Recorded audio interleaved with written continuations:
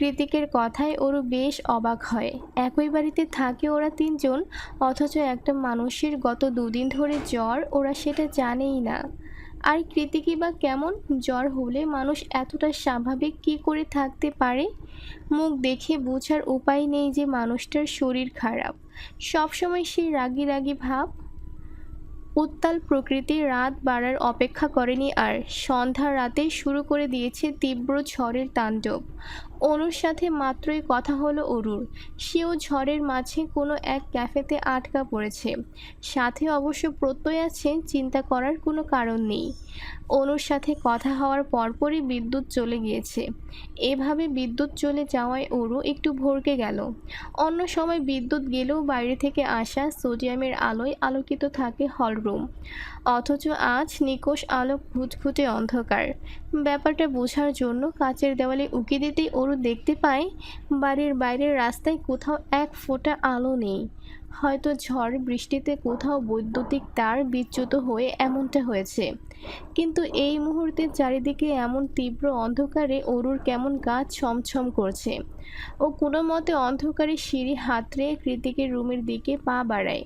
কৃতিক রুমেই আছে, অথচ ওর রুমটাও পুরোপুরি তিমিরে ঢাকা।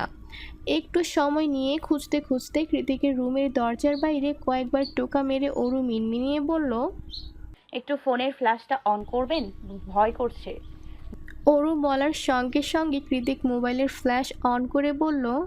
ভেতরে আয়। অরু দরজা ঠেলে ভেতরে ঢুকে মৃদু আলোতে দেখতে পায় কৃতিক কমফোর্টার মুড়ি দিয়ে শুয়ে আছে আর গতানুগতিকের চেয়ে একটু জোরে জোরে নিঃশ্বাস নিচ্ছে। অরু জানে কৃতিক কখন এমনটা করে, তাই ও এগিয়ে গিয়ে শুধালো। জ্বর বেড়েছে, আমি কি একটু চেক করে দেখব? কৃতিক হাসকি স্বরে জবাব দিল। নিষেধ করেছি? অরু এবার একটু সংকোচ নিয়ে কৃতিকের কপালে হাত ছোঁয়ায়, অতঃপর বলে, আপনার অনেক জ্বর, কি করে ঠিক আছেন বলুন তো? কথাটা বলে অরু মোবাইল হাতে নিয়ে উঠতে নিলে কৃতিক নিজের তপ্ত হাত দিয়ে অরুর হাত টেনে ধরে শুধায়। কোথায় যাচ্ছিস? অরু পেছন ঘুরে বলে, কাপড় ভিজিয়ে নিয়ে আসছি, মাথায় জলপট্টি দিলে ভালো লাগবে। ততক্ষণ একটু অন্ধকারে থাকুন। সন্ধ্যা রাত গড়িয়ে ঘড়ির কাঁটা গিয়ে ঠেকেছে রাত 10টার কোঠায়। বিদ্যুৎ এখনও আসেনি, আর না অনু ফিরেছে। অরু সেই যে কৃতিকের শিউরে বসে আছে, এখনও বসেই আছে। বৃষ্টির রিমঝিম আওয়াজে চোখ দুটো ভার হয়ে এসেছে ঘুমে। এবার মনে হচ্ছে যাওয়া দরকার, তাই ও কৃতিকের মাথায় জলপট্টিটা উল্টে দিয়ে বলল। আমি এখন যাই, ঘুম পেয়েছে। তৎক্ষণাৎ ওর হাতটা শক্ত করে চেপে ধরে চোখ বন্ধ রেখেই কৃতিক বলে, কোথাও যাবি না, এখানেই বসে থাক। বৃষ্টি কমেছে, বিদ্যুৎ আপা দুটোই চলে আসবে। তাছাড়া আমার ঘুম পেয়েছে তো। কৃতিক অরুর কথায় তোয়াক্কা না করে বলল। ঘুমাতে হবে না। আমি বলেছি তুই যাবি না, তার মানে যাবি না, নয়তো সবাইকে বলে দেবো তুই আমার বউ। অরু দাঁত কিরমির করে বিরক্ত হয়ে বলল। ব্ল্যাকমেলটা আপনি খুব ভালোই করতে পারেন, সব আমাকে শাস্তি দেওয়ার ধান্দা। কৃতিকের সাথে কথায় না পেরে অগাত্যই অরু ঘুমু ঘুমু চোখে নিয়ে টলতে টলতে কৃতিকের কাছেই বসে। একটা শ্বাসরুদ্ধকর পরিস্থিতিতে পড়ে খুব ভোরে ঘুম ভেঙেছে অরুর। কেমন যেন গরম লাগছে সব কিছু। গলার কাছে গরমটা একটু বেশিই লাগছে। চোখ দুটো তখনও খোলেনি ও, তবে আশেপাশের সুঘ্রাণটা বারবার নাকে এসে সুরসুরে দিচ্ছে। চন্দন কাঠের স্নিগ্ধ মন মাতানো সুবাস। একটা লম্বা শ্বাস টেনে সুবাসিত বাতাসটা ভেতরে পুরে নিয়ে নড়ে চড়ে উঠছে ওরু। কিন্তু এ কি, নড়াচড়ার করার কোনো উপায়ন্তর নেই। মনে হচ্ছে হাত পা কেউ বেঁধে রেখেছে। কিন্তু কে দেখাবে এই দুঃসাহস? নিজেকে এভাবে বাঁধনে আবিষ্কার করে আচমকাই চোখ খোলে ওরু। চোখ খোলার সঙ্গে সঙ্গে দুনিয়া দুলে ওঠে ওর। ওর কৃতিকের বিছানায় কৃতিকের সাথে ঘুমিয়ে আছে।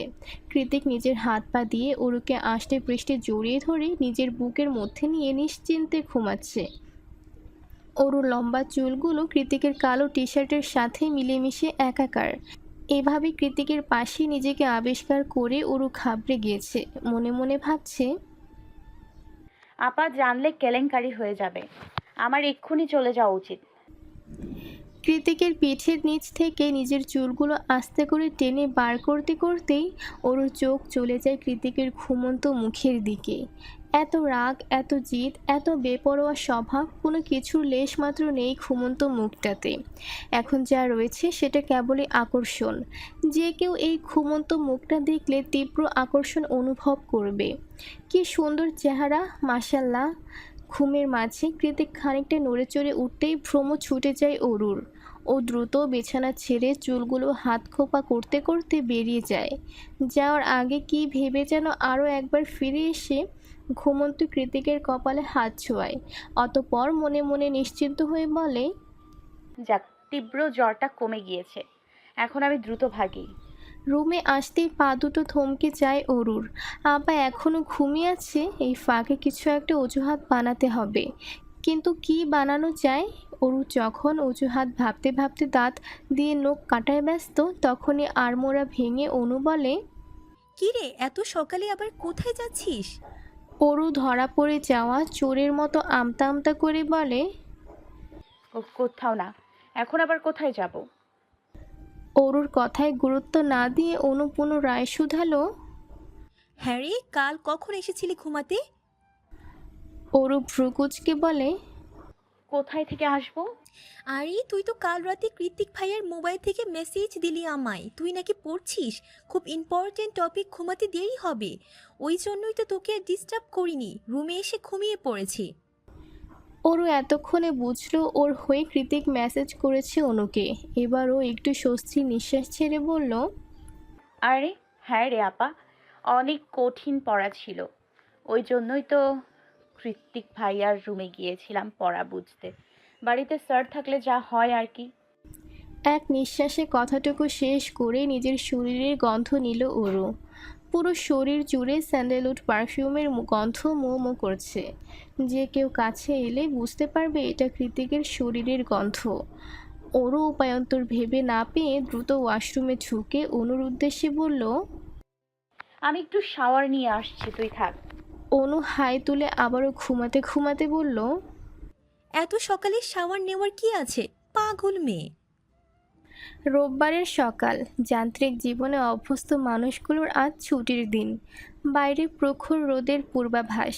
গত কয়েকদিনের বৃষ্টির শেষে আজই বোধহয় সূর্যের মুখ দেখতে পাবে ধরণী। ভেজা স্যাঁতস্যাঁতে পরিবেশ উবে গিয়ে শুকিয়ে যাবে পিচ ঢালা ঝকঝকে রাস্তাঘাট। তবে সেই রাস্তায় পদচারণার তাড়া আজ খুব একটা কারোরই নেই। ছুটির দিন বলে কথা। যেহেতু ছুটির দিন সেহেতু আজ ভার্সিটি নেই। ওরও আজ বেশ বেলা করে ঘুম থেকে উঠেছে। এত বেলা করে উঠেও আজকাল চোখ দুটো থেকে ঘুম কাটানো বড্ড তাই। কোনো মতে ঠুলো ঠুলো পায়ে রোবটের মতো নিজের সকালের কাজগুলো সেরে ওরও চলে এসেছে হল রুমে। বাড়িতে ওরও ব্যতীত কেউ নেই। শুধুমাত্র হলরুমের ডিভানে বসে লেজ নাড়াচ্ছে ডোরা। ডোরাকে এভাবে ডিভানের উপর বসে থাকতে দেখে এক ঝটকায় ঘুম ছুটে গেল অরুর।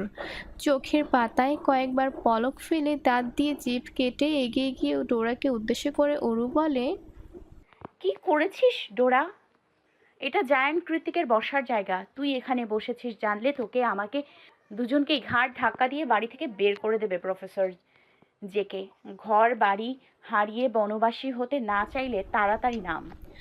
অরুর তীব্র চোখ রাঙানো ধমকে বোধহয় কাজ হলো। তৎক্ষণাৎ লেজ নাড়তে নাড়তে জায়গা ত্যাগ করলো ডোরা। ডোরা মুখ কাচুমাচু করে চলে যাওয়াতে অরু সেদিকে তাকিয়ে ফোঁস করে একটা দীর্ঘশ্বাস ছেড়ে বলল, রাগ করার কি আছে?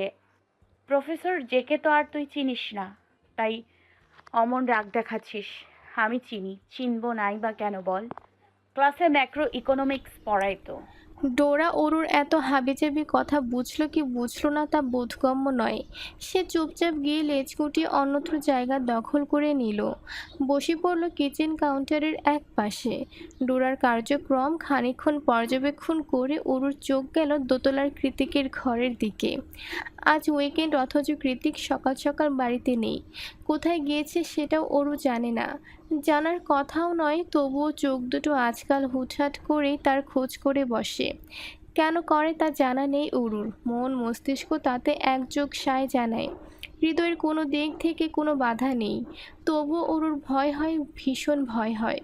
সেই সাথে কৃতিকের উপর একরাশ বিরক্তি আর অভিমান তো আছেই। কী করে পারলো ওকে এভাবে জোর করে বিয়ে করতে? ওর মতামতের কি কোনো দাম নেই? পরক্ষণেই মনে পড়ে যায় সেদিন রাতে কৃতিকের দেওয়া গম্ভীর হৃদয় নিংড়ানো আশ্বাসটুকু। চিন্তা নেই, পুরো দুনিয়া আমি 2 হাতে সামলে নেব। তোর শরীরে কলঙ্কের আঁচও লাগতে দেব না। কথাগুলো ছিল ভেলভেট ম্যাঘের মতোই মসৃণ, অথচ প্রত্যেকটা কথায় উপচে পড়ছিল কি ভীষণ পুরুষত্ব আর কর্তৃত্ব। যেন কৃতিকের জন্মই হয়েছে ওরুকে 2 হাতে আগলে রাখার জন্য। সেদিনের বলা প্রত্যেকটা শব্দ তীব্র ঝংকার তুলেছিল ওরুর শরীরে রন্ধ্রে রন্ধ্রে। মাথার মধ্যে উপচে পড়া চিন্তার জলোচ্ছ্বাসীরা মুহূর্তেই গতিপথ বদলেছিল। চোখ বন্ধ রেখে বিশ্বাস করতে ইচ্ছে হচ্ছিল মানুষটা যা বলেছে ঠিক বলেছে। বিয়েটা যখন জোর করে হয়েছে তখন দায়িত্ব অবহেলা করার পাত্র জায়ান কৃতিক নয়। কিন্তু সময়ের পরিবর্তনে আবারও মনে হতে লাগলো তাতে কি আসে যায়। কৃতিক যতই বলুক, ধর্মে যতই প্রাধান্য থাকুক, সৎ ভাইয়ের সাথে বিয়ের সম্পর্ক কোনো সমাজই ভালো চোখে দেখবে না, কোনো দিন না। তার উপর মা আর আপা তো আছেই। ওরু যখন নিজের অনিশ্চিত বৈবাহিক সম্পর্ক নিয়ে গভীর চিন্তায় মগ্ন হয়ে আছে, তখনই ল্যান্ড ফোনের তীক্ষ্ণ আওয়াজে ওর ভাবনার সুতো ছিঁড়ে যায়। কৃতিকের শূন্য ঘরের দিক থেকে চোখ নামিয়ে ওরু তাকায় সেদিকে। মনে মনে ভাবে, ল্যান্ডলাইনে কল এসছে, তার মানে আমার কল। কিন্তু এই সময় কে কল দিল? অরু ঠোঁট কামড়ে ফোনের ওপাশের মানুষটাকে আন্দাজ করতে না পেরে সহসা এগিয়ে গিয়ে ফোন কানে ধরল। ফোন কানে নেওয়ার সঙ্গে সঙ্গে ওপাশ থেকে ভেসে এলো অনুর উচ্ছ্বসিত ক্রন্দনরত আওয়াজ। গলায় অসম্ভব খুশি আর চোখে অশ্রুসিক্ত নোনাজল ধরে রেখে অনু বলল, ওরু, দ্রুত নার্সিংহোমে চলে আয়, মা তোকে দেখতে চাইছে।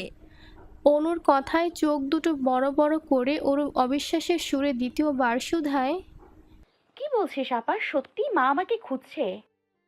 হ্যাঁ রে বোন, মা তোকে খুঁজছে, এলেই দেখতে পাবি। অনুর সঙ্গে সঙ্গে ওরও এবার ব্যথাতুর খুশিতে ডুকরে কেঁদে উঠল। হ্যাঁ সূচক মাথা নাড়িয়ে বলল, আমি এক্ষুনি আসছি আপা, এক্ষুনি আসছি। ওর কথায় সায় জানিয়ে অনু কল কেটে দিলে ওরও দ্রুত ব্যস্ত হয়ে পড়ে রেডি হওয়ার জন্য। অপারেশনের পরে মায়ের জ্ঞান ফিরেছে বেশ কয়েকদিন আগেই, তবে তখনও এত বড় অপারেশনের দুর্বলতা কাটিয়ে উঠতে পারেনি বলে কথা হয়ে ওঠেনি মায়ের সাথে। আজ বোধহয় মা পুরোপুরি সুস্থ হলো। অসম্ভব খুশিতে পাগল পাগল লাগছে অরুর। আজ আবারও কতগুলো দিন পর মাকে সেই আগের মতো দেখতে পাবে অরু।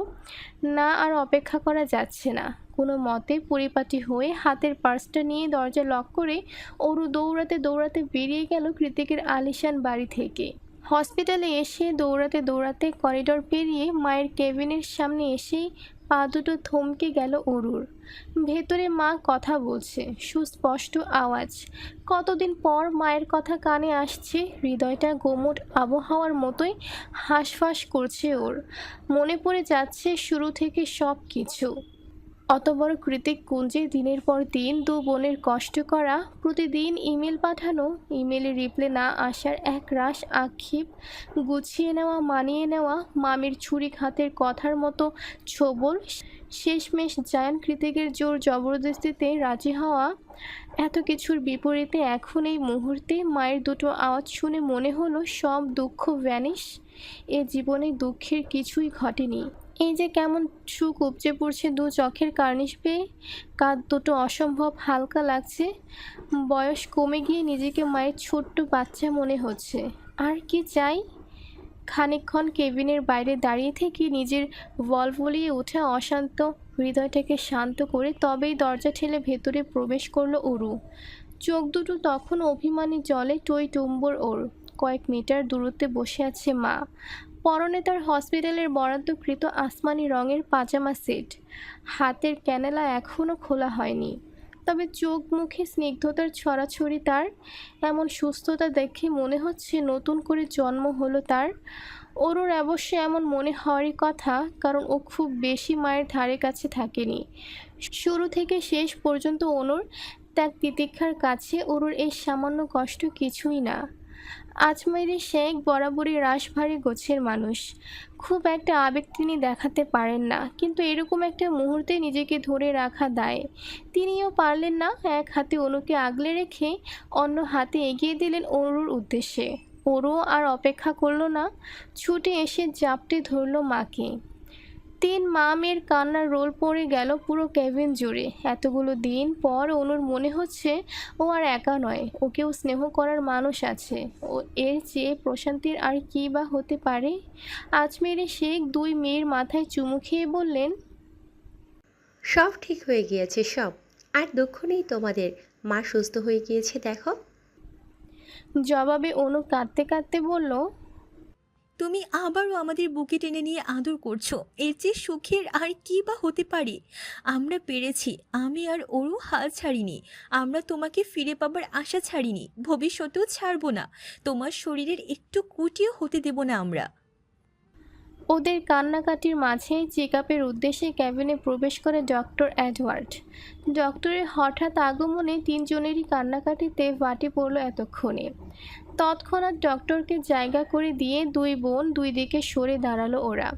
অতঃপর আজমেরি শেখকে ভালো মতো চেক আপ করে ঠোঁটের কোণে একটা আন্তরিকতা জড়ানো হাসি ঝুলিয়ে ডক্টর বললেন, কংগ্রাচুলেশন আর্চমেরি, আপনার অপারেশনের পর আপনি এখন পুরোপুরি ফিট আছেন। আজ বা কালকের মধ্যে আপনাকে ডিসচার্জ করে দেওয়া হবে। তবে হ্যাঁ, প্রথম সপ্তাহে এবং পরবর্তী প্রতি মাসে একবার করে নার্সিং এসে হার্ট চেক আপ করতে হবে। অন্তত 6 মাস এটা ধারাবাহিক করতে হবে। তাই একটা অনুরোধ, আগামী 6 মাস দেশে না ফিরে 6 মাস পর আপনার হার্ট কিডনি পুরোপুরিভাবে সেট আপ হয়ে যাবে। তখন আপনি যে কোনো সময়ে ফিরে যেতে পারবেন। আজমেরি শেখ বরাবরই যথেষ্ট স্মার্ট এবং দক্ষ মহিলা। ইংরেজিতেও তিনি যথেষ্ট পারদর্শী। জমশেদ জাইনের সাথে দেশ বিদেশে ঘুরে ব্যবসা সামলেছে, পারদর্শী হওয়ার কথা। তাই তিনি নিজ থেকে ডক্টরকে শুধালেন, ডক্টর অ্যাডওয়ার্ড, 6 মাসই থাকতে হবে। ডক্টর এডওয়ার্ড স্মিথ হেসে জবাব দিলেন, ডিপোর্ট ইন্টার হার্ট। তাই যত তাড়াতাড়ি আপনার শরীরের সাথে খাপ পড়বে আপনি তাড়াতাড়ি ফিরে দিতে পারবেন। ডক্টরের কথায় আজমেরি শেখ হ্যাঁ সূচক মাথা নাড়ালে ডক্টর অনুকে কিছু দিক নির্দেশনা দিয়ে কেবিন থেকে চলে যায়। ডক্টর বেরিয়ে যাওয়ার কয়েক মিনিটের মধ্যেই মাথাতে একটা ফ্লাওয়ার বুকে নিয়ে কেবিনে ঢুকলো প্রত্যয়। অনু তখনও বসে বসে ডক্টরের বলা কথাগুলো নোট করছিল ডায়েরিতে। ওরু মায়ের জন্য কমলার খোসা ছাড়াচ্ছিল। প্রত্যয় এক ঝলক অনুর দিকে তাকিয়ে সোজা গিয়ে আজমেরি শেখের সামনে দাঁড়িয়ে পড়ে। হাতের বুকেটা সম্মানের সাথে এগিয়ে দিয়ে বলে, কংগ্রেচুলেশন ম্যাম, আমি Pratyay Hasan, CFO of JK group. Ajmeri Sheikh বুকেটা গ্রহণ করে বললেন, হ্যাঁ জানি, জামশেদ আপনাকে কৃত্তিকের জন্য আমেরিকা পাঠিয়েছিল। আজমেরি শেখের কথায় ওরু অনু দুজনে প্রত্যয়ের মুখপানে দৃষ্টিপাত করলো। অনু প্রত্যয়কে দেখে একটু ইতস্তত হলো, কেমন যেন লজ্জা লজ্জা লাগছে ওর। ওদিকে ওরু বেচারি কৃতিকের নামটা শোনা মাত্রই ভাবছে, সারা সকাল কৃতিকের দেখা নেই, কোথায় গেল লোকটা। আজমেরি শেখের কথায় প্রত্যয় সম্মোহনী হাসি দিয়ে বলল, ইয়েস ম্যাম, আপনি ঠিকই ধরেছেন। আমি কৃতিক ভাইয়ের অ্যাসিস্ট্যান্ট। ওনার হয়ে কোম্পানির সকল দায়িত্ব আমিই সামলাই। উনি কখনোই জেকে গ্রুপে ক্ষতি হস্তক্ষেপ করেন না, আর না উনি কোম্পানি থেকে কোনোরূপ সম্মানী গ্রহণ করেন। আজমেরি শেখ কিছু একটা ভেবে বলল, যাই হোক, আপনি এসেছেন ভালো হয়েছে। আমার জন্য ইমিডিয়েট একজন অ্যাসিস্ট্যান্টের ব্যবস্থা করুন। আর হ্যাঁ, হসপিটালের আশেপাশে একটা অ্যাপার্টমেন্ট রেন্ট করুন। যেহেতু আরও 6 মাস থাকতে হচ্ছে, সেহেতু আমি আমার মেয়েদের নিয়ে সেখানেই উঠব। জায়ান কৃতিক চৌধুরী আমার অবর্তমানে আমার মেয়েদের সাহায্য করেছে, থাকতে দিয়েছে। আমি তার প্রতি অন্তরের অন্তঃস্থল থেকে কৃতজ্ঞ। তবে তার সাথে একই ছাদের নিচে থাকতে আমি আগ্রহী নই। প্রত্যয় রোবটের মতো দাঁড়িয়ে আজমেরি শেখের সকল হুকুম শুনে গেল। অতঃপর ছোট্ট করে ওকে ম্যাম, আমি সব কিছু ব্যবস্থা করছি। বলে কেবিন থেকে বেরিয়ে যায়। আজমেরি শেখের হুট করে এতগুলো সিদ্ধান্তের অনুর কোনোরূপ ভাবান্তর না হলেও অরুর কেমন যেন ভেতরে ভেতরে সূক্ষ্ম চিনচিন ব্যথা অনুভব হচ্ছে। চারিদিকে সুখের জোয়ারে পরিপূর্ণ, তবু কিসের অসম্পূর্ণতায় হৃদয়ের এই চিনচিন ব্যথা অরুর জানা নেই। দিনের আলো নিভে গিয়ে সন্ধ্যা হতেই বাইক রাইডিং ক্লাবগুলো পরিণত হয় নাইট ক্লাবে। উচ্ছনে যাওয়া বড়লোকের বাউন্ডলে ছেলেমেয়েদের সবচেয়ে প্রিয় জায়গা এটি। কলেজ ভার্সিটি ফাঁকি দিয়ে সারাদিন রাইডিংয়ের মতো থ্রিলিং গেম উপভোগ করে সন্ধ্যা হতে না হতে শুরু হয়ে যায় ডিস্কো পার্টি। সাদা ফকফকে আলো নিভিয়ে দিয়ে লাল নীল হলুদ ফেরি লাইটের আলোয় ঝিকিমিকি করে ওঠে চারিপাশ। এক সাইডে বিভিন্ন দেশ থেকে আনা সারি সারি কাচের বোতলে সজ্জিত ব্র্যান্ডেড বার কাউন্টার, আর অন্য সাইডে ডিজে গানের ধূপ ধূপ কম্পিত আওয়াজের তালে তালে সকলের ডান্স পার্টি। অবশেষে সারা রাত ধরে মদ্যপান আর নাচের শেষে ভোর রাতে চরম আনন্দে গা ভাসানো। আমেরিকানদের জন্য এর চেয়ে চেয়ারফুল জায়গা আর কোথাও নেই বোধহয়। এদের মাঝে কৃতিক হল রাইডিং ক্লাবের সুপারস্টারের মতো। কখন আসে কখন যায় কেউ তা জানে না। ও সাধারণত ম্যাচ শেষ হতেই নিজের ইচ্ছে মতো চলে যায়, কিন্তু আজ কোনো অযাচিত কারণে সন্ধ্যের পরে ক্লাবে প্রবেশ করেছে কৃতিক। ওর সাথে অর্ণবও রয়েছে। অর্ণবের মুখভঙ্গিমা দেখেই বোঝা যাচ্ছে এরকম একটা ফালতু জায়গায় ওকে জোর করে টেনে টুনে নিয়ে এসেছে কৃতিক। চারিদিকে মিউজিক আর হই হুল্লোড়, কান ঝালাপালা হয়ে যাওয়ার উপক্রম। অর্ণব বিরক্ত হয়ে কৃতিককে বলল, এখানে কেন নিয়ে এলি? তোর যদি এতটাই নাচার শখ হয়ে থাকে তো তোর বউকে নিয়ে আসতি। আমি কি তোর সাথে নাচবো নাকি? চুপ কর শালা। কৃতিক অর্ণবকে চুপ করিয়ে টানতে টানতে নিয়ে গেল বার কাউন্টারে। ওকে বার স্টুলে বসিয়ে দিয়ে নিজেও বসে পড়ল পাশেরটাতে। সামনে দাঁড়িয়ে থাকা ওয়েটারকে দুটো হুইস্কির অর্ডার দিয়ে কৃতিক ক্লাবের চারিদিকে চোখ বুলিয়ে বলল, এই ক্লাবের সিসিটিভি সিস্টেমটা হ্যাক করতে হবে অর্ণব। কৃতিকের কথায় অর্ণব ফ্রুকুচকে বলল, কি, তুই আবারও ঝামেলায় পাকাবি? কৃতিক ঠোঁট কামড়ে অর্ণবের চোখে তির্যক দৃষ্টিপাত করে বলল, ঝামেলা তো পাকাতেই হবে ব্রো। রিভেঞ্জ নেওয়াটা যে এখনো বাকি। এই ক্লাবেরই একজন খুব দুঃসাহস দেখিয়ে আমার দুর্বলতায় হামলা করেছিল। তাকে এক ঝলক নিজের পৈশাচিক রূপটা না দেখালে হয় বল? আমি তো এতটাও ভদ্রলোক নই। অর্ণব দীর্ঘশ্বাস ছেড়ে বলল, তুই কি বলতেছিস? আমি কিছুই বুঝতে পারছি না। কে দেখাবি? কাকে দেখাবি? অর্ণবের কথার পাছে কৃতিক কিছু বলতে যাবে তার আগেই সেখানে আগমন ঘটে ক্লাবের অন্যতম সদস্য জ্যাকসনের, যাকে মাসখানেক আগে রাস্তায় ফেলে ইচ্ছে মতো মেরেছিল কৃতিক। তারপর অবশ্য সব সমস্যার সমাধান হয়েছে। ক্লাবের ম্যানেজিং কমিটি ওদের দুজনকে মিলিয়ে দিয়েছে। জ্যাকসন ক্ষমাও চেয়েছে নিজের কর্মকাণ্ডের জন্য। এখন সম্পর্কটা মোটামুটি ঠিকঠাক। তাই তো কৃতিককে দেখা মাত্রই এগিয়ে এসেছে সে। এগিয়ে এসে আরেকটা বারস্টুল টেনে বসতে বসতে ঠোঁটের ভাঁজে সূক্ষ্ম হাসির রেখা টেনে অবাক হয়ে জ্যাকসন শুধালো, আরে জ্যাক ব্রো, আপনি তো কখনো নাইট ক্লাবে আসেন না, আজকে হঠাৎ? জ্যাকসনের কথায় কৃতিক নিজেও ঠোঁটের কোণে হাসি টেনে বলল, তোমাদের সাথে ড্রিঙ্কস করতে মন চাইলো তাই থেকে গেলাম। ভালো করিনি? Oh that's really good bro, let's enjoy. ওদের মধ্যে জ্যাকসনই প্রথমে পান করা শুরু করে। 1 পেগ 2 পেগ 3 পেগ অতঃপর অগণিত পেগ। কৃতিক আর অর্ণব কিছুটা টাল হয়েছে, তবে জ্যাকসনের অবস্থা পুরোপুরি টালমাটাল। দু চোখ ঝাপসা, চোখের সামনে বসে থাকা একটা কৃতিককে 10টা মনে হচ্ছে। কি রোমাঞ্চকর! Let's do a race jacks, I am sure এবার তুমি চ্যাম্পিয়ন হবে। জ্যাকসন যখন টলতে টলতে আরও হার্ড ড্রিঙ্কসের অর্ডার দিচ্ছিল, তখনই কৃতিক ওকে অফারটা করে বসে। জ্যাকসনের মাথা ঠিক নেই, ওর মাথায় চ্যাম্পিয়ন হওয়ার ভূত আগে থেকে চড়ে বসে আছে। এই মুহূর্তে নিজের শরীরে একটা আলাদাই জোশ অনুভব হচ্ছে জ্যাকসন।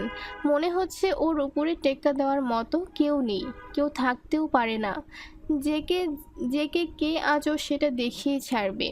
কৃতিক বলার সঙ্গে সঙ্গে দাঁড়িয়ে পড়ে জ্যাকসন। নিজের শার্টের কলারে একটা ঝাড়া দিয়ে বাইকের হেলমেট নিয়ে বাইরে যেতে যেতে বলে, লেটস গো। কৃতিক বাঁকা হেসে বলল। ওয়াও, এত জলদি? জ্যাকসন চলে গেলে কৃতিকও নিজের হেলমেট নিয়ে ওর পেছনে পেছনে হাঁটা দিলে অর্ণব ওকে টেনে বলে। তুই কি পাগল? ও তো পুরাই টাল হয়ে আছে। বাইক স্টার্ট দেওয়ার সাথে সাথে অ্যাক্সিডেন্ট করবে। কৃতিক দাঁতে দাঁত চেপে বলল। সেটাই চাইছি, চল এবার। পেছন থেকে অর্ণব বলল। আর তুই তুই নিজেও তো ড্রাগ।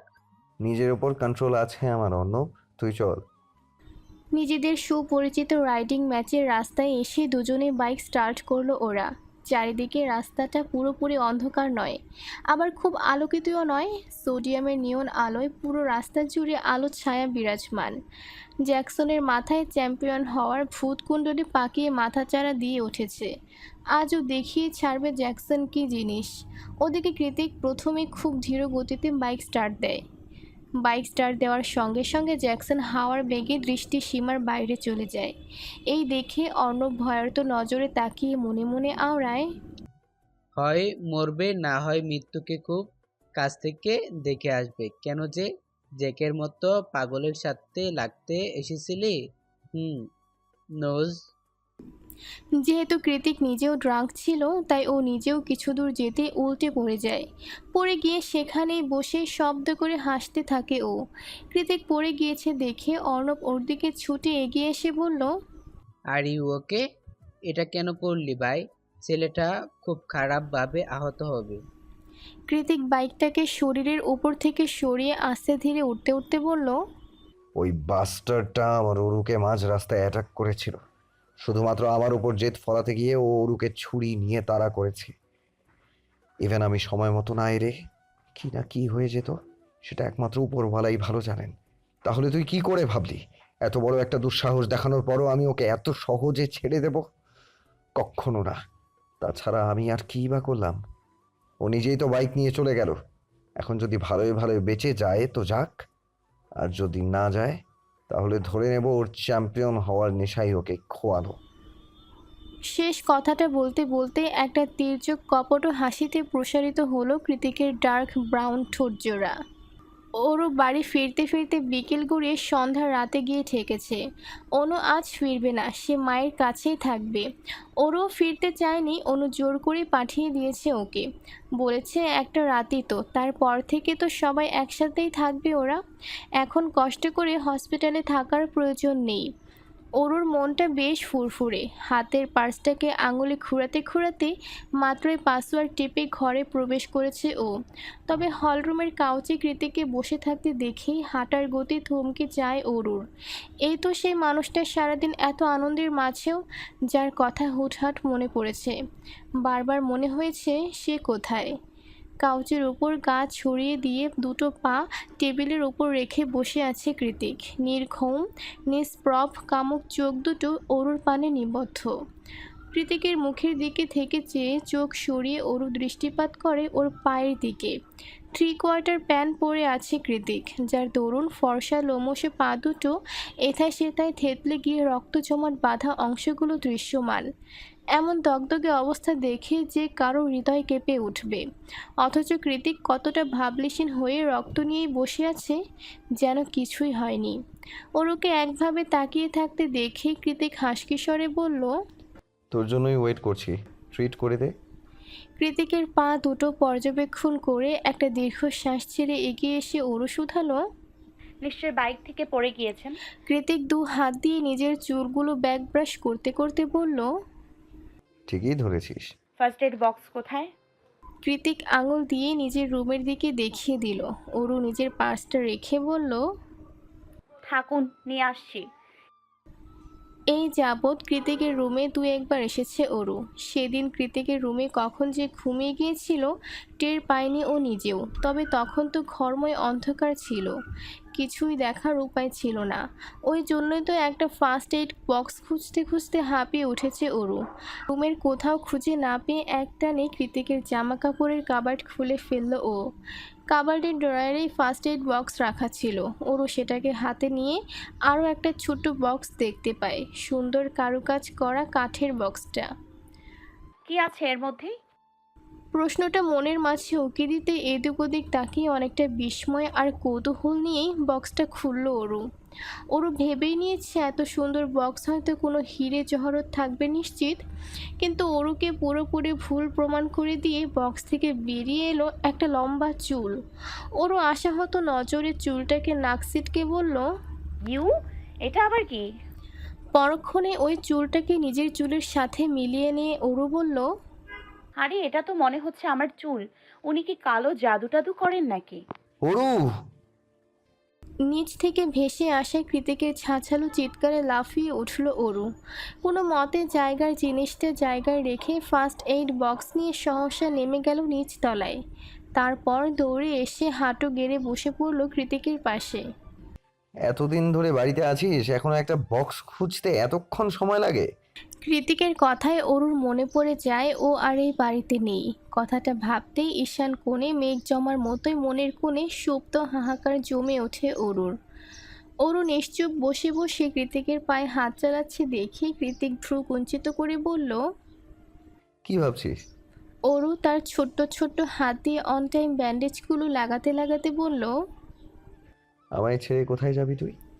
কৃতিক ডিভানের গায়ে নিজের মাথাটা এলিয়ে দিয়ে বলল। কাল চলে যাচ্ছি আমরা। মা সুস্থ হয়ে উঠেছেন। আমাদের জন্য সান ফ্রান্সিসকোতে এয়ারপোর্ট রেন্ট করা হয়েছে। অরুর কথাটা বলতে দেরি হলো, শক্ত হাতে ওর গাল দুটো চেপে ধরতে দেরি হলো না কৃতিকের। হঠাৎ চড়া হওয়া তীব্র রাগে বেশ শক্ত করে অরুর গাল দুটো চেপে ধরেছে কৃতিক। এতক্ষণের শান্ত মসৃণ রূপটা মুহূর্তে ধারণ করেছে ভয়ঙ্কর অগ্নিমূর্তি। অরুর মনে হচ্ছে ওর গালের হাড়গোড় এক্ষুনি ভেঙে যাবে। অসহিষ্ণু ব্যথায় চোখ দুটো টলমলে হয়ে উঠল ওর। তৎক্ষণাৎ অস্পষ্ট সুরে কৃতিককে বলল। খুব ব্যথা লাগছে, ছাড়ুন। কৃতিক ছাড়ল না, উল্টে ওকে কাছে টেনে নিয়ে হিসিয়ে বলল। আমার জীবনের সবচেয়ে বড় ভুল কি জানিস? তোর প্রেমে পড়া। সেই শুরু থেকে যন্ত্রণা দিতে দিতে লাইফটাকে হেল বানিয়ে ছেড়েছিস, এখনো দিচ্ছিস। কথাটা বলে পায়ের নিচে থাকা টি টেবিলটায় সশব্দে লাথি মারল কৃতিক। সঙ্গে সঙ্গে ছনছন আওয়াজ করে টেবিলটা উল্টে পড়ল অন্য পাশে। বোধহয় কাজগুলো ভেঙে গুঁড়িয়ে গিয়েছে। কৃতিক সেদিকে দৃষ্টিপাত না করে অরুর এতক্ষণ ধরে করা ব্যান্ডেজগুলোকে টেনে হিঁচড়ে তুলে ফেলল। এভাবে নিজেকে কষ্ট দেওয়ার কি মানে হয়? অরু চেঁচিয়ে উঠল। আরে কি করছেন? আবার রক্ত বের হবে তো। কৃতিক অরুর কথায় কর্ণপাত না করে ব্যান্ডেজগুলো ছুঁড়ে ফেলে ওকে এক প্রকার ধাক্কা মেরে সরিয়ে হন হন করে বাড়ি থেকে বেরিয়ে যায়। কৃতিক চলে যেতেই অরু ধপ করে মেঝেতে বসে পড়ে। নিজেকেই নিজে আশ্চর্য হয়ে প্রশ্ন করে। উনি কি বললেন? উনি আমার প্রেমে পড়েছেন? কবে, কোথায়, কখন? যেই মানুষটা আমাকে দুই চোখে সহ্যই করতে পারে না, সে কি করে আমার প্রেমে পড়লো? আমি কি ঠিক শুনেছি? আপন মনে কথাগুলো বলতে বলতেই অরুর হাত চলে যায় বুকের বাম পাশে। আবারও সে তীক্ষ্ণ চিনচিন ব্যথা। এটাকে তাহলে জ্ঞান কৃতিকের জন্যই হচ্ছে? আরও একটা ব্যস্ত দিনকে বিদায় জানিয়ে সন্ধ্যা তিমিরে মুড়িয়ে গিয়েছে চারিপাশ। বাইরে বৃষ্টি নেই, তবে প্রবল বেগে হাওয়ার তাণ্ডব চলমান। কৃতিকের বাড়িটা ক্যালিফোর্নিয়া আর সান ফ্রান্সিসকোর মাঝামাঝি শহরতলিতে হওয়ায় আশেপাশের নির্জন পরিবেশ ছাপিয়ে প্রশান্ত মহাসাগর থেকে আগত ঝিরিঝিরি হাওয়ার তাণ্ডবটা বরাবর একটু বেশি মনে হয়। কিন্তু আজ সন্ধ্যের ঝড়ো হাওয়াটা তার চেয়েও দ্বিগুণ মনে হচ্ছে। হঠাৎ করেই কেন এই ঝড়ো হাওয়া কে জানে? সারাদিন পরে মাত্র ইউনিভার্সিটি থেকে ফিরেছে কৃতিক। পরনে ইতালিয়ানদের মতো আঁটোসাঁটো ফর্মাল স্যুট গলিয়ে পুরুষালী শরীরের পেশিগুলো স্পষ্ট দৃশ্যমান। হাতে সিলভার রঙের রোলেক্স ঘড়ি, মাথার চুলগুলো ব্যাক ব্রাশ করে সেট করা। এই কৃতিককে দেখলে কেউ ভুলেও বলবে না যে সে ছন্নছাড়া, বেপরোয়া আর উদ্ভ্রান্তের মতো বাইক রাইড করে, যার কাছে নিজ জীবনের 2 পয়সার মায়াটুকুও নেই। ওর ভেতরের মায়া আসক্তি যেটুকুই আছে তা একমাত্র অরুকে ঘিরে। হুহু বাতাসের মাঝে কৃতিক গ্যারেজে গাড়ি পার্ক করে সোজা ঢুকে গিয়েছে বাসার মধ্যে। পাসওয়ার্ড টিপে হলরুমে পা রাখতে একটা শুষ্ক ঢোক গেল কৃতিক। পুরো বাড়ি অন্ধকারে ছেয়ে আছে। কোনো রূপ মানুষের আওয়াজ নেই, একটা নিঃশ্বাসের শব্দও নেই। তাহলে অনু ওরা কোথায়? সকালেই তো কৃতিক অরুকে বাড়িতে রেখে গিয়েছে, তাহলে এখন কোথায়? অরু কি সত্যি চলে গেল? মস্তিষ্কের ভেতর একের পর এক হামলা দিতে থাকা দানা বাঁধা অসহিষ্ণু প্রশ্নের উত্তর ভাবতে গিয়েই সুদর্শন তীক্ষ্ণ চোয়ালটা আরও খানিকটা তীক্ষ্ণ হয়ে উঠল কৃতিকের। দাঁত গিয়ে ঠেকলো দাঁতের সাথে। ও দ্রুত পায়ে এগিয়ে গিয়ে সুইচ বোর্ডে চেপে হলরুমের আলো জ্বালালো। আলো জ্বালাতেই কিচেনের ওপাশ থেকে মেয়াও মেয়াও আওয়াজ করে গা ঢাকা দিল ডোরা। কৃতিক ডোরার দিকে এক নজর দৃষ্টিপাত করে চেঁচিয়ে অরুর নাম করে ডেকে উঠল। অরু, অরু, এক্ষুনি নিচে নাম, নয়তো আমি উপরে গেলে তোর খবর আছে। না, দোতলার ঘর থেকে কোনো রূপ আওয়াজ ভেসে আসলো না। অরুও হন্তদন্ত হয়ে নেমে এলো না।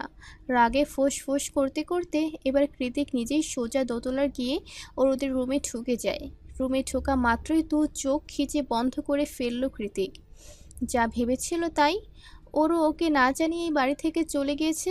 রুমের মধ্যে এখন আর অরুর একটা সুতো অবশিষ্ট নেই। থাকলে হয়তো সেটাকেও চুলের মতো বাক্সবন্দি করে রাখত কৃতিক। এই মুহূর্তে মস্তিষ্কের রাগ, জিদ, হিংস্রতা সব কিছু ছাপিয়ে ভেতরটা তীব্র দহনে পড়ছে খুব। অরু কৃতিককে না জানিয়ে চলে গেল। কি করে পারলো এটা? বেশ কয়েক মিনিট পেরিয়ে গেলে বুকের ভেতরে অনেকটা অক্সিজেন মিশ্রিত বাতাস ভরে নিয়ে চোখ খুলে কৃতিক। চোখ খুলতেই আবারও সেই অজানা হাহাকার। অরু নেই, অরুর পায়ের নুপুরের রিনছিন আওয়াজ নেই, অরুর শরীরের গন্ধ নেই, কিচ্ছু নেই, কিচ্ছু নেই। এই মুহূর্তে পুরো বাড়িটাকেই মৃত্যুপুরী ঠেকছে কৃতিকের নিকট। ওর কেন যেন দম বন্ধ হয়ে আসছে এখানে। শরীরের মাঝে কুণ্ডলি পাকিয়ে ওঠা তীব্র অস্থিরতা দমাতে একে একে কোট, টাই, ঘড়ি সব কিছু খুলে মেঝেতে ছুঁড়ে মারে কৃতিক। আজ আবারও বহুদিন বাদে সেই পুরনো বিষণ্ণতা এসে হানা দিয়েছে মস্তিষ্কে। মনে হচ্ছে এমন দম বন্ধকর পরিস্থিতিতে বেঁচে থাকার চেয়ে মৃত্যুই শ্রেয়। যেহেতু কৃতিক অনেক দিনের চলমান চিকিৎসার প্রভাবে আগের চেয়ে ভালো আছে, তাই আপাতত নিজেকে সামলে নিতে পারছে। তবুও এসব কুচিন্তা ভাবনাগুলোকে দূরে ঠেলতে চায় ও। কিন্তু এই বদ্ধ রুমের ভেতরে এক ফোঁটা দম নেওয়ার উপায় নেই। তাহলে কি করা যায়? অতঃপর কিছু একটা ভেবে দ্রুত দোতলা থেকে নেমে আসে কৃতিক। নিচে গিয়ে বাইকের চাবি আর হেলমেট নিয়ে বেরিয়ে পড়ে কোনো এক অজানা গন্তব্যের উদ্দেশ্যে। ছোট মতো জীর্ণ শীর্ণ কোনো ফ্ল্যাট নয়, অরুদের জন্য রেন্ট করা হয়েছে বিলাসবহুল এক অ্যাপার্টমেন্টাল ভবন। অরুদের অ্যাপার্টমেন্টটা ভবনের 3 তলায় অবস্থিত। আজমেরি শেখ হার্টের রোগী হওয়ায় তাই খুব বেশি উপরে নেওয়া হয়নি বাসাটা। সন্ধে থেকে সব কিছু গোছগাছ করতে করতে প্রায় রাত হয়ে গিয়েছে অনেক। ওরা 3 জন ছাড়াও আজমেরি শেখের নতুন অ্যাসিস্ট্যান্ট রাজ হাতে হাতে অনেকটা সাহায্য করেছে সব কিছুতে। ছেলেটা বাঙালি, দেখতে শুনতেও বাঙালিদের মতোই শ্যামবর্ণের। স্বভাব চরিত্র মোটেও গুরুগম্ভীর নয়, কথায় কথায় হাসে, অন্যকেও হাসায়। আজমেরি শেখের মতো বিচক্ষণ মহিলাও তার কথায় হাসতে বাধ্য হয়। রাজকে পেয়ে অনু অনেকটা নিশ্চিন্ত। ছেলেটা মায়ের ভালোই খেয়াল রাখতে পারবে, সেটা চোখ বন্ধ করে বলে দেওয়া যায়। রাজ প্রথমেই এসে যে কাজটা করেছে, ওরুকে নিকনেম দিয়েছে পিচ্চি পাখি। রাজের এমন লুতুপুতু ডাকে ওরও বেশ বিভ্রান্ত। তাছাড়া সে পিচ্চিটা কোথায়? একটা বিবাহিত মেয়েকে পিচ্চি বলে? আশ্চর্য! ওরু যখন হিজিবিজি ভাবতে ভাবতে দাঁড়িয়ে থেকে রাজের কর্মকাণ্ড পরখ করছিল, তখনই ওর পাশে এসে দাঁড়ায় অনু। কাঁধের উপর কনুই ঠেকিয়ে বলে, ছেলেটা বেশ স্মার্ট, কি বলিস? আসার পর থেকে কেমন সবাইকে মাতিয়ে রেখেছে। ওরু মুখ ভেঙিয়ে বলে, স্মার্ট না ছাই, আমাকে বলে কি না পিচ্চি পাখি। তুই বল আপা, আমাকে কি পিচ্চি মনে হয়? অনু ওরুর মাথায় চাটি মেরে বলল, বোকা মেয়ে, তুই আমাদের মধ্যে সবার ছোট, তাই আদর করে পিচ্ছি বলেছে। এত গাল ফোলানোর কি আছে? ওরু অনুকে সরিয়ে দিয়ে বলে, ও তুই বুঝবি না আপা, মন ভালো নেই, দূরে যা। এখানে না বোঝার কি হলো? আজীব। ঠোঁট উল্টে বিড়বিড় করতে করতে কিচেনের দিকে চলে যায়। অনু যেতেই রাজ ওরুর দিকে ঘুরে তাকিয়ে বলে, এই যে পিচ্ছি পাখি, দাঁড়িয়ে না থেকে একটু হেল্প করলেও তো পারতে। এক হাতে এতগুলো এলেম্বর লাগানো যায়? রাজের কথায় ওরু তেতে উঠে মুখ ঝামটি দিয়ে রুমে যেতে যেতে বলল, পারবো না, করলে করুন, না করলে ভাগুন। ওরু চলে যেতেই রাজ মুচকি হেসে বলে, হাউ কিউট। রুমে এসে লাইট নিভিয়ে বিছানায় গা এলিয়ে দেয় ওরু। ওরুর উদাস উদাস লাগছে খুব। কালকে তৈরি হওয়া বুকের মাঝের চিনচিন ব্যথাটা এখন তীব্রাকার রূপ ধারণ করেছে। ঘুমানোর আশায় চোখ দুটো বন্ধ করলে একটা অসম্ভব সুদর্শন রাগি রাগি মুখ এসে হানা দিচ্ছে চোখের পাতায়। কি চায় সে? কেন ঘুমাতে দিচ্ছে না? কেনই বা বুকের বাঁ পাশে তীব্র ব্যথার কারণ হয়ে দাঁড়িয়েছে? কৃতিকের কথা ভাবতে গিয়ে অরুর অকস্মাৎ মনে পড়ে যায় ডোরার কথা। এখন অরু নেই, কৃতিক নির্ঘাত ডোরাকে বাড়ি থেকে বের করে দেবে। না না না। ডোরার কথা চিন্তা করে অরু শোয়া থেকে উঠে বসলো। মনে মনে ঠিক করলো কাল ভার্সিটি হয়ে কৃতিকের বাড়িতে গিয়ে ডোরাকে যত দ্রুত সম্ভব নিয়ে আসতে হবে। কিন্তু রাতই বা কখন শেষ হবে, আর আগামীকালেই বা কখন আসবে? অস্ফুটে কথাটা উচ্চারণ করতে আবারও চোখ মুখে বিষণ্ণতায় ছেয়ে গেল অরুর।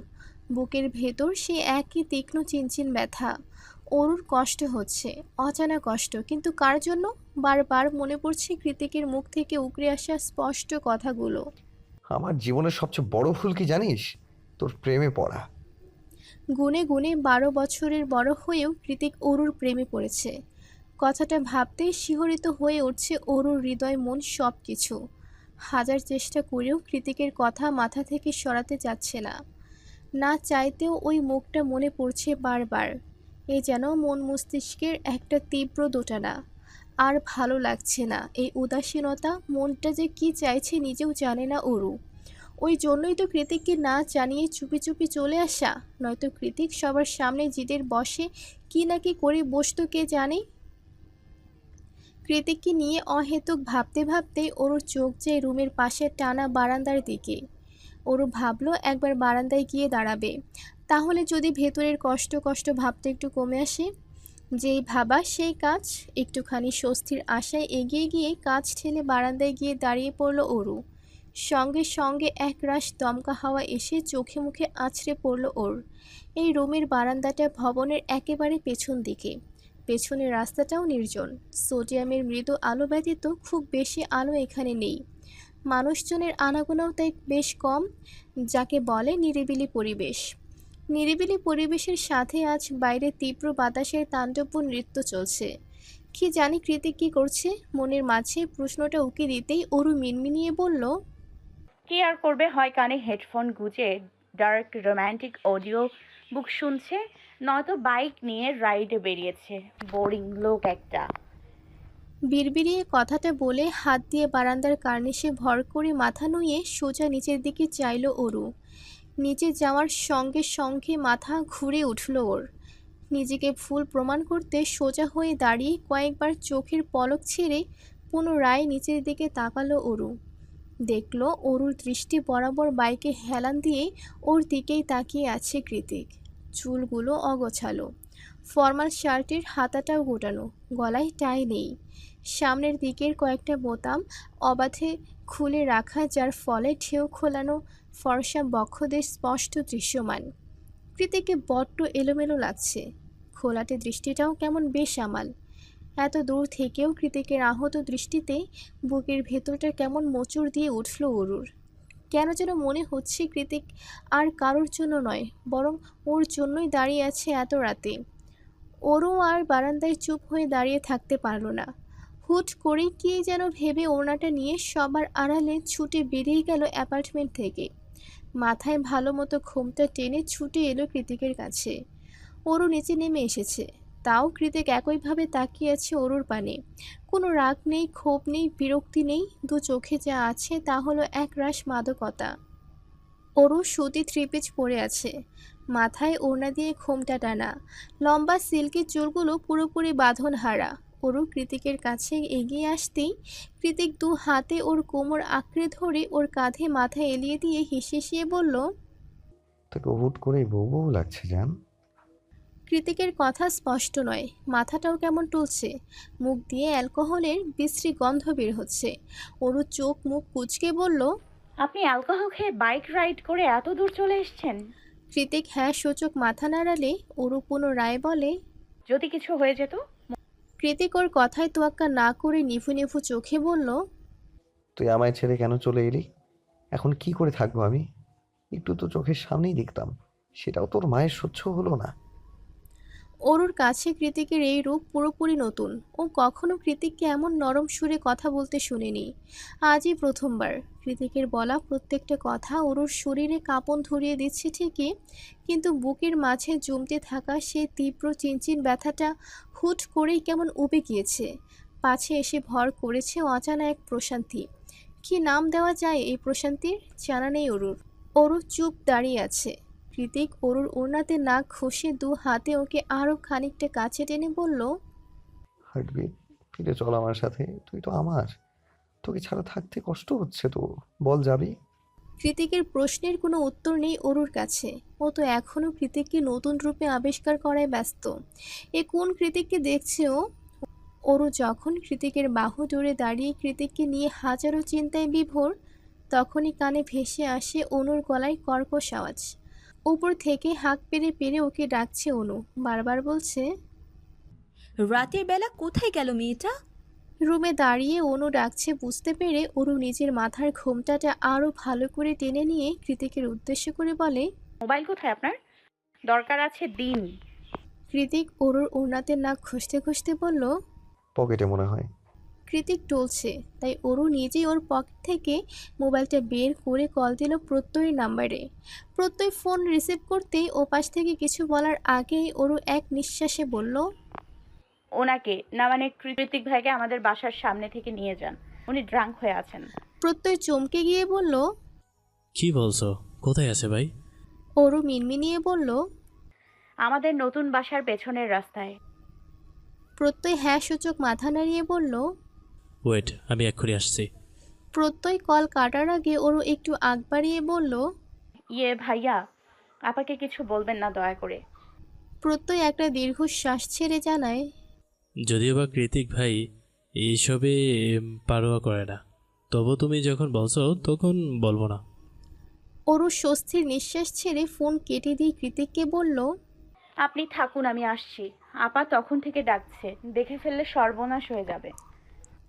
কৃতিক এদিক ওদিক মাথা নাড়িয়ে ঘোর আপত্তি জানিয়ে বলে, কোথাও যাবি না, তুই আমার সাথে ঘুমাবি এখন, ঠিক সেই রাতের মতো তোকে বুকের মধ্যে নিয়ে ঘুমাবো আমি। কৃতিকের কথায় অরু মনে মনে বলে, আপনি স্বাভাবিক থাকলে এমন আচরণ করেন না কেন বলুন তো? এমন ব্যবহার করলে তো আমি কবেই আপনার প্রেমে পড়ে যেতাম। নতুন সূর্যের উদয় হয়েছে ধরণীতে। কৃতিকের বাড়িটা যেমন পুরোপুরি নির্জন নিরিবিলি, ঘুম থেকে উঠলে মনে হয় মৃত্যুপুরী। এখানে মোটেও তেমনটা নয়। সকাল সকাল বেশ ভালোই গাড়ি ঘোড়া মানুষজনের শোরগোল শোনা যায়। নতুন পরিবেশ, তাই খুব সকাল সকালে ঘুম ভেঙেছে অরুর। ঘুম ভেঙেছে কথাটা অবশ্য পুরোপুরি মিথ্যে। কাল রাতে এক ফোঁটাও ঘুম হয়নি অরুর।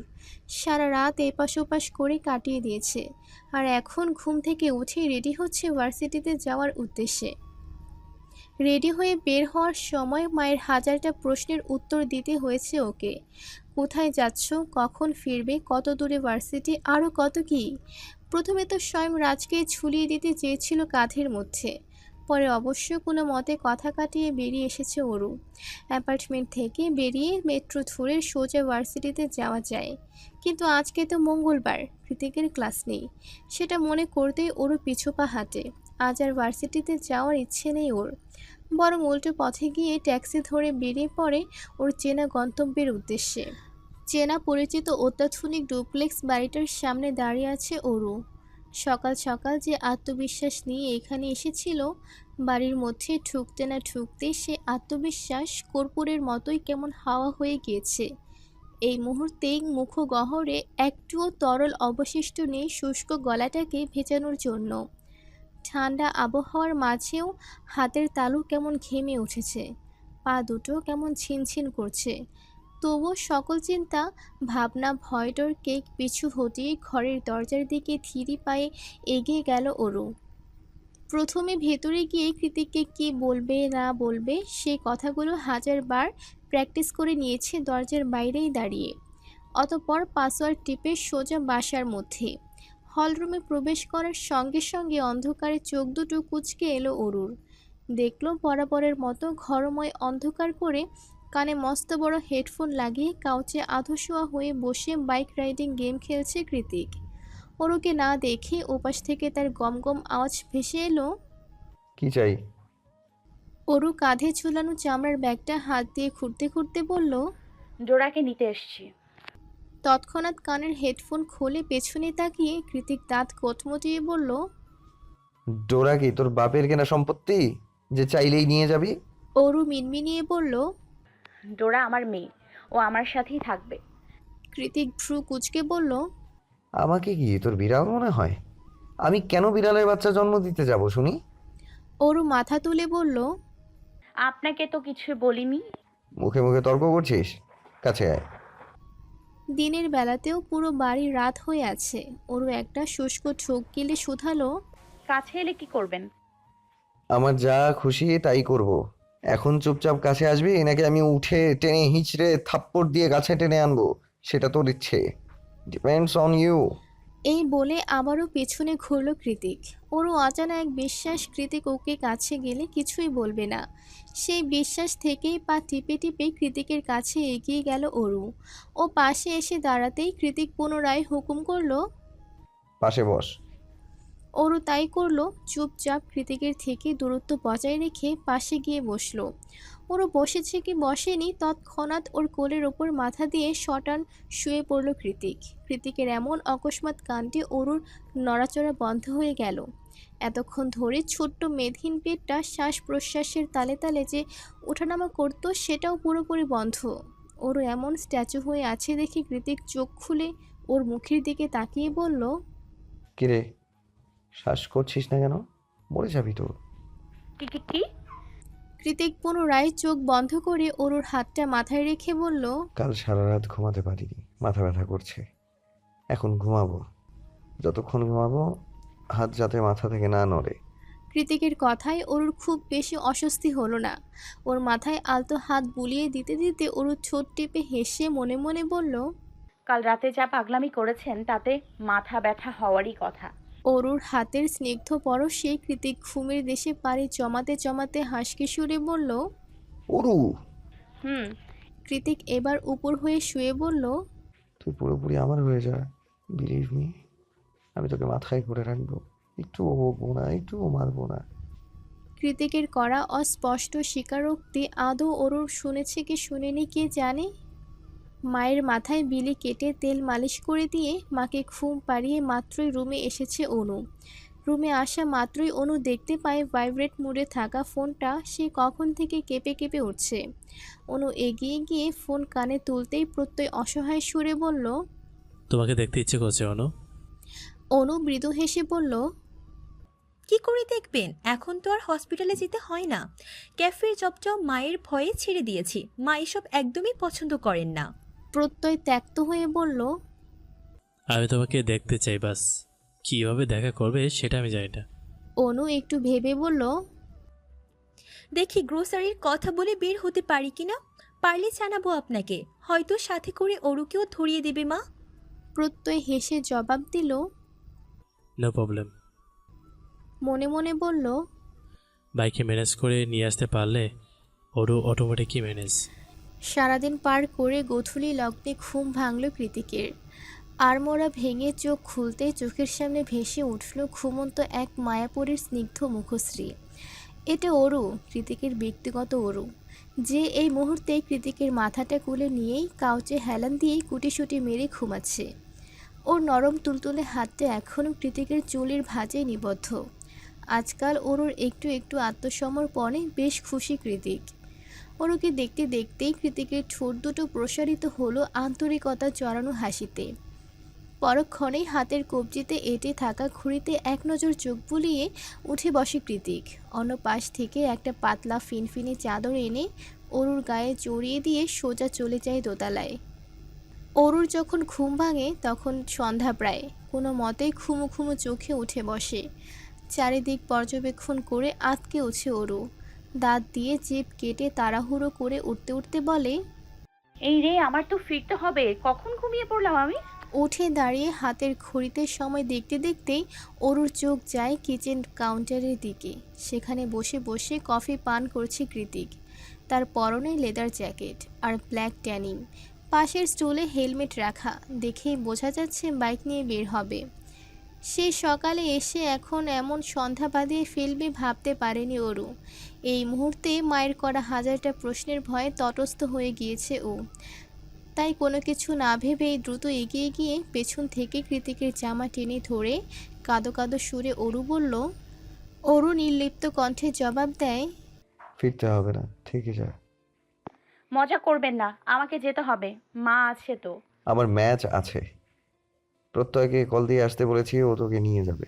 কৃতিক দিয়ে আসবে না শুনে অরুর কি একটু অভিমান হলো না? কৃতিক দিয়ে আসবে না শুনে অরুর কি একটু অভিমান হলো না? হলো তো বটে। তবে ও বাচ্চাদের মতো কৃতিকের জ্যাকেট টানতে টানতে বলল। কখন আসবে সে? কৃতিক এবার অরুকে নিজের থেকে ছাড়িয়ে বলল। কতবার বারণ করেছি আমার কাছে আসবি না, আমাকে ধরবি না, কথা শুনিস না কেন? কৃতিকের কথায় অরু তেতে উঠে ছাঁচ নিয়ে বলল। আমাকে এক্ষুনি ফিরতে হবে। কেন বারণ করেছেন? আমার শরীরে কি নোংরা লেগে আছে? তোর শরীরে কি লেগে আছে সেটা কেবল আমিই জানি। কৃতিকের হঠাৎ করেই পরিবর্তন হয়ে যাওয়া গলার আওয়াজে খানিকটা ভরকে গেল অরু। মাথা উঁচু করে এক নজর কৃতিকের দৃষ্টি পরখ করে। ওর এগিয়ে আসার তালে তালে পেছাতে পেছাতে শুষ্ক ঢোক গেলে অরু শুধায়। কি লেগে আছে? কৃতিক বাঁকা হেসে বলল। এভাবে পিছিয়ে যাচ্ছিস কেন? অরু কাঁপা কাঁপা কণ্ঠে জবাব দিল। আপনি এগোচ্ছেন তাই ভয় করছে। নিজের স্বামীকে এতটা ভয় পেলে হবে? কৃতিকের মুখে স্বামী শব্দটা শোনার সঙ্গে সঙ্গে অরুর পিঠ গিয়ে ঠেকলো কাচের দেওয়ালে। কৃতিক ধীর পায়ে অরুর খুব কাছে এগিয়ে এসে ওকে একটানে ঘুরিয়ে দিল। অরু এখনও কাচের দেওয়ালের সাথেই সিটে আছে। তীব্র হৃদস্পন্দনের তালে ক্রমাগত ওঠানামা করছে ওর ছোট্ট নারী দেহটা। কৃতিক এক হাতে অরুর রেশমের মতো লম্বা চুলগুলো পিঠ থেকে সরিয়ে ঘাড়ের পাশে রেখে দিল। অন্য হাত দিয়ে একটানে খুলে ফেলল পিঠের উপর ফুল বানিয়ে বাঁধা টপস এর লম্বা ফিতেটা। হঠাৎ করেই ফিতে খুলে ফেলার দরুন জামাটার গলাটা একেবারে ঢিলে হয়ে গিয়েছে। অরুর হাত পা অজানা লাবুটুবুরের দরুন অবশ্য হয়ে আসছে। কোনো এক অদৃশ্য শক্তি বলে মুখ ফুটে কথা বলার বাক শক্তিটুকু অবশিষ্ট নেই ওর মাঝে। শরীরের তরুণে তরুণে কুণ্ডলি পাকিয়ে ওঠা নারীর সত্তার কাছে হেরে গিয়ে চুপচাপ চোখ বন্ধ করে কাচের দেওয়ালের সাথে মিশে দাঁড়িয়ে আছে অরু। কৃতিক ঘোর লাগা চোখে অরুর ফর্সা কামুক পৃষ্ঠদেশে তাকিয়ে একটা শুষ্ক ঢোক গিলল। অতঃপর এক হাত দিয়ে ওর বাহু চেপে ধরে মুখ বাড়িয়ে দিল পিঠের মাঝ বরাবর। তবে ঠোঁট দিয়ে ঘাড় স্পর্শ করার আগেই ওদের মাঝে ধূমকেতুর হলকার মতো হঠাৎ জ্বলে ওঠা অবাধ্য অনুভূতিকে শিথিল করে দিয়ে দরজা ঠেলে ভেতরে প্রবেশ করে প্রত্যয়। ভাই, ওরকে প্রত্যয় ভেতরে প্রবেশ করার সঙ্গে সঙ্গে চুল দিয়ে অরুর পিঠটা ঢেকে দিল কৃতিক। অতঃপর একটা দীর্ঘশ্বাস ছেড়ে গম্ভীর গলায় বলল। তুমি গাড়িতে ওয়েট করো, আমি অরুকে পাঠিয়ে দিচ্ছি। প্রত্যয় হ্যাঁ সূচক মাথা নাড়িয়ে দ্রুত সেখান থেকে প্রস্থান করলো। কৃতিক আবারও অরুর জামার ফিতে হাত দেয়। এবার অরু সংকুচিত হয়ে পিছিয়ে গিয়ে বলল। কি করছেন? কৃতিক জিভ দিয়ে ঠোঁট ভিজিয়ে আবারও দীর্ঘশ্বাস ছেড়ে বলল। কিচ্ছু করবো না, পেছনে ঘোর ফিতেটা লাগিয়ে দিই। তোর না লেট হয়ে যাচ্ছে? অরু এবার হ্যাঁ সূচক মাথা নাড়িয়ে পেছনে ঘুরে দাঁড়ায়। কৃতিক আলতো হাতে ফিতেটা লাগিয়ে দিতে দিতে বলল। রাতে বারান্দায় আসবি, আমি নিচে ওয়েট করব। অরুর আপাতত হ্যাঁ না কিছু বলার মতোই অবস্থা নেই। গোল গোল গাল দুটো রক্তরাঙা হয়ে মনে হচ্ছে এক্ষুনি ফেটে পড়বে। কান দুটো উষ্ণতার শিখরে পৌঁছে গিয়েছে সেই কখন। মুখ তুলে আর কৃতিকের চোখের দিকে চাওয়ার সাহস হলো না ওর। কোনো মতে ব্যাগটা হাতে নিয়ে দৌড়ে বেরিয়ে গেল বাড়ি থেকে। তারপর সোজা গাড়ির মধ্যে। অরু বেরিয়ে যেতেই ডোরা কৃতিকের পায়ের কাছে এসে মেয়াও মেয়াও লাগিয়ে দিয়েছে। কৃতিক ডোরাকে দেখে উপহাস করে হেসে পড়ল। তোর মাল কিন্তু তোকে না নিয়েই চলে গেল, সেই মনিও ডোরা। সান ফ্রান্সিসকো মূল শহরে রাতকে রাত মনে হয় না মোটেই। রাস্তার দুধারে cafe, night club, billboard, mart সবখানে স্থানীয় মানুষজন, ফরেনার, ট্যুরিস্টদের নিয়ে আনাগোনায় জমজমাট এই জায়গাটা। কৃতিকের শহরতলির মতো রাতের নিকোষ কালো আধার মোটেই ছুঁতে পারে না এই ব্যস্ত নগরীকে। মনুষ্য সজ্জিত ঝিকিঝিকি করে ওঠা স্ফটিকের লাইট আর হ্যাজাকের আলো এখানকার দিন আর রাত দুটোই সমান। খুব বেশি যে রাত হয়েছে এমনটাও নয়। ঘড়ির কাঁটায় বেজেছে 8টা কি 8:30। তবুও ঘরে ফেরার চিন্তায় ঘাম ছুটে যাচ্ছে অরুর। দুশ্চিন্তাগ্রস্ত শুষ্ক অধৈর্যগুলো বারবার ভিজিয়ে নিচ্ছে জিভ দ্বারা। কৃতিকের বাড়ি থেকে ফিরতে ফিরতে অনেকটা দেরি হয়ে গিয়েছে। তার উপর এখন আবার আকাশে গুড়গুড়িয়ে মেঘ ডাকছে। ওদিকে মা নিশ্চয়ই রেগে বোম হয়ে আছে। ঘরে প্রবেশের সঙ্গে সঙ্গে কয়েক হাজার প্রশ্ন ছুড়ে মারবে কে জানে। তখন একসঙ্গে এতগুলো মিথ্যে কথা কি করে বলবে ওরু? কৃতিকের বাড়িতে গিয়েছিল সেটাই বা কিভাবে বলবে? মা আর কৃতিকের সম্পর্ক তো অতটাও স্বাভাবিক নয়। ওরু যখন হাজারো চিন্তায় মশগুল হয়ে চুপচাপ বসে আছে, তখনই নীরবতা ভেঙে পাশ থেকে প্রত্যয় বলে। এসে গিয়েছি। প্রত্যয়ের কথায় ধ্যান ভঙ্গ হয়ে যায় অরুর। গাড়ির জানালা দিয়ে এক ঝলক উঁকি দিয়ে নিজের স্বল্প চেনা লাক্সারিয়াস অ্যাপার্টমেন্টাল ভবনটার দিকে তাকিয়ে